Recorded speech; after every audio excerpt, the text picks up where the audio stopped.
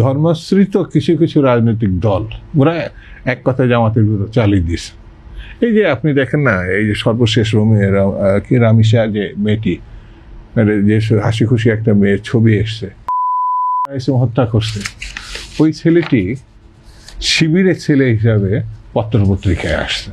দেশজুড়ে চাঞ্চল্য তৈরি করা শিশু রামিসার হত্যাকাণ্ডের প্রধান আসামি সোহেল রানার সাথে শিবিরের সম্পৃক্ততা ছিল বলে দাবি করেছেন বিএনপির ভাইস চেয়ারম্যান শামসুজ্জামান দুদু।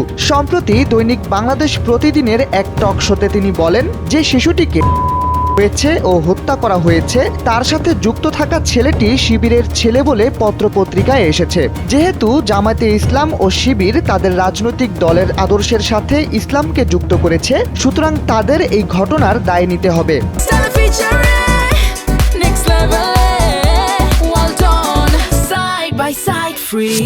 দুদুর এমন মন্তব্যের পর যেন রামিসার হত্যাকাণ্ডের ঘটনা ভিন্ন দিকে মোড় নিতে শুরু করে।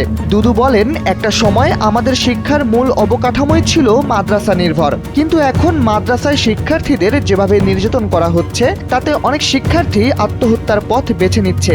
যারা এখন দেশের এসব শিক্ষা প্রতিষ্ঠান চালাচ্ছেন, এসব শিক্ষা প্রতিষ্ঠানের ভাবমূর্তি এখন তাদেরই রক্ষা করতে হবে। তিনি জানান, যারা এসব অপরাধের সাথে যুক্ত তারা যেখানে থাকেন তাদের সেখানেই পাঠাতে হবে, কারণ এসব প্রতিষ্ঠানের সাথে ধর্ম যুক্ত, তাদেরকেই দেখতে হবে কারা এই অপরাধগুলো করছে। দুদুর এমন মন্তব্যের পর সরব হয় নেটাঙ্গন। ভিডিওর মন্তব্যের ঘরে তার আনা অভিযোগকে মিথ্যা বলে জানান ফেসবুক ব্যবহারকারীরা। অনেকেই আবার এ সময় কুরুচিপূর্ণ মন্তব্য করে ব্যক্তিগতভাবে দুদুকে আক্রমণ করেন।